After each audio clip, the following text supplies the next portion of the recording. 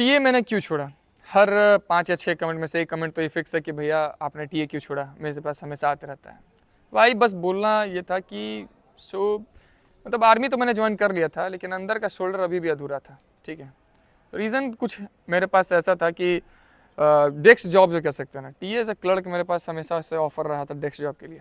TA में सबसे बड़ी बात टीए नहीं, सिर्फ एज़ अ क्लर्क की मैं बात करूँ, कोई भी क्लर्क की अगर मैं बात करता हूँ तो उनके साथ उनके पास डेस्क जॉब रहती है। डेस्क जॉब रहती है, उनका काम रहता है एडमिनिस्ट्रेशन को संभालना, वहाँ के सारे डॉक्यूमेंटेशन को संभालना, देखना सारे सिपाहियों का कि डॉक्यूमेंटेशन वगैरह में क्या है, ठीक है, दिक्कत नहीं है, तो ये सब चीज़ें कब पेंशन जाने वाला है, ये सब चीज़।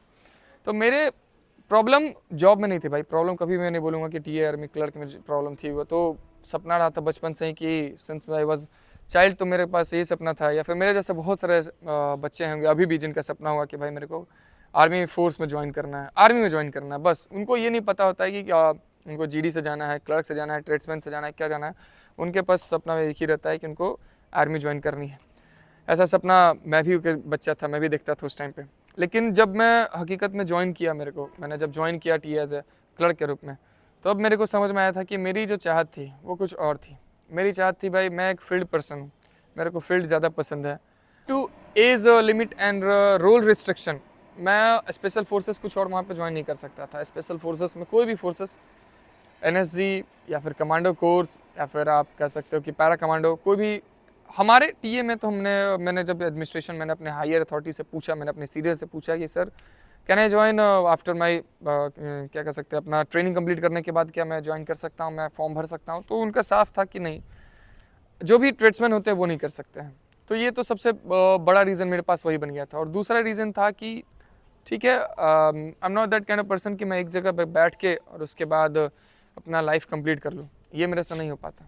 मैं भले ही कह सकते हो कि आप हाँ, उसमें से बोलने वाले बहुत होंगे कि आपने एनडीए का क्यों नहीं ट्राई किया था, सीडीएस का क्यों नहीं ट्राई किया था। तो एनडीए भी भाई एज लिमिट के कारण मैं नहीं दे पाया था, क्योंकि मेरे कुछ एज इश्यूज़ थे डेट ऑफ बर्थ में, जिसके कारण से मैं एनडीए सिर्फ क्लास 9th और 11th में दे पाया था। 12th पासिंग आउट भी मैं दे नहीं पाया था। रही बात सीडीएस की, तो सीडीएस दिया था मैंने, बट आई वॉज कह सकते हो कि मैं कट ऑफ भी क्लियर नहीं कर पाता है। एयरफोर्स मैंने कट ऑफ क्लियर किया था, लेकिन उसका कहानी कुछ और था, ठीक है। सो ये सब चीज़ें के कारण मैं अपना हायर अथॉरिटीज़ में तो नहीं जा पाया, जो भी अदर रैंक्स होते हैं, जो अपने ओजी रैंक्स होते हैं, वो सब में तो जा नहीं पाया मैं। बट हाँ, लोअर के लिए मैं सोचा था कि इसके बाद भी अंदर में एसएससी एग्ज़ाम्स होते हैं, एडमी कैडेट कॉर्प्स जो हो सकते हैं, उसमें आप ऑफिसर्स रैंक पा सकते हो एग्ज़ाम देने के बाद। अंदर उसके अंदर 3 साल सर्विंग के बाद आप एग्ज़ाम दे सकते हो, या फिर उसके साथ ऐसा बहुत सारा रीज़न, बहुत सारा होता है एग्ज़ाम, जो आप कह सकते हो जेसीओ रैंक के जाने के बाद भी आप ऑफिसर रैंक बन सकते हो।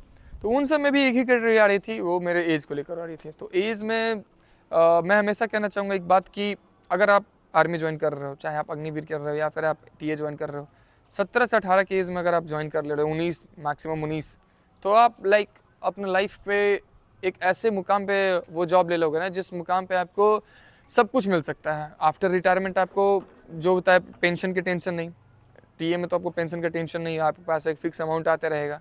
ओके, उसके बाद आपको आपके बॉडी फिटनेस का कोई टेंशन नहीं भाई, बॉडी फिटनेस वैसे बनी रहेगी कि you will be in 60s and looking like 40-45 इस टाइप के लोग हो गए। तो ये चीज़ दो जो सबसे बड़ी चीज़ होती है, जो अभी या आने वाली पीढ़ी में होने वाले हैं, कि हेल्दी नहीं रह पाना या फिर पैसे का दिक्कत, दोनों चीज़ खत्म। तो ये चीज़ के लिए मैं हमेशा बोलूँगा। And I was in 25 when I was in TA, so that's why I just decided to quit. और उसके बाद भी एक दिन कहानी बताता हूँ आपके साथ कैसा हुआ था कि मेरे सर थे, जो मेरे सीनियर हैं, उन्होंने बोला कुछ मेरे से इस तरह से, मैंने बोला कि सर मैं ज़्यादा दिन यहाँ पर रहने वाला नहीं हूँ।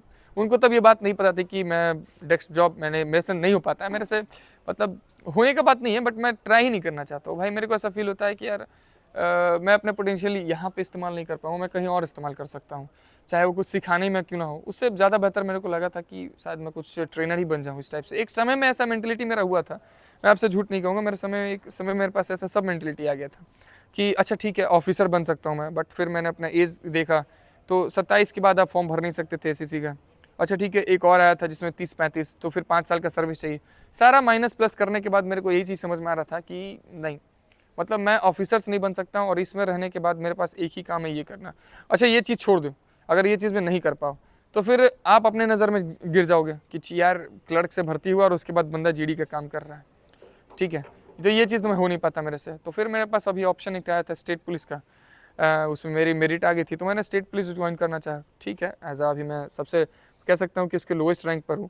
इसके बाद यहीं से स्टार्ट होता है, रैंकिंग यहीं से स्टार्ट होता है। बट ठीक है, मैं कोशिश कर रहा हूँ इसमें भी कि अगर हो पाया तो बढ़िया है।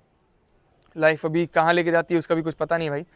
तो बस यही था कि मेरा कि मैं डेस्क जॉब प्रिय था भाई। देखो, आर्मी में जाना सबके बस की बात नहीं है, ठीक है। और ये चीज़ मैं बहुत गर्व फील करता हूँ वहाँ से जो भी मैं सीख कर आया, कह सकते हो डिसिप्लिन या फिर कह सकते हो कि वे ऑफ लिविंग लाइफ मेरे पास है। और आई थिंक कि मेरे पास हमेशा रहेगा ये चीज़ कि मैं औरों से अलग दिखने और काम करने की कोशिश करता हूँ, क्योंकि मैंने जो भी वहाँ पे सीखा है ये चीज़ मेरे को काम आता है और हमें से लगता है कि हमेशा काम आएगा। सो बस यही छोटा सा स्टोरी था जिसके कारण से आप हमेशा मेरे से पूछते हो कि क्यों आपने टीआर में क्लर्क छोड़ा। तो यही रीज़न था कि भाई मैं स्पेशल फोर्सेस में जाना चाहता हूँ। यहाँ भी हूँ तो यहाँ भी ट्राई करूँगा कि अपना जो सबसे बेस्ट है, जैसे हमारा स्टेट पुलिस का एसटीएफ है, एटीएस है, एसएसजी है, जो भी है इसमें यही सब चीज़ में। ये नहीं कि भाई मैं किसी ऑफिस में बैठ के तूंद निकाल के बैठा हुआ हूँ and I am just doing that clerk, मतलब मुंशी वाला, यहाँ हिंदी मुंशी वाला काम। ठीक है यार, मतलब ये नहीं हो पाएगा। बाकी जो होगा मेरे से हो जाएगा, ये नहीं हो पाएगा मेरे। बस इतना ही था, यही था मेरा रीज़न छोड़ने का। एंड और कुछ रीज़न नहीं था भाई। बाकी तो आर्मी इज़ द बेस्ट, ठीक है। उसके जैसा ना तो लाइफ मिलेगा, ना डिसिप्लिन, ना ही शरीर मिल पाएगा।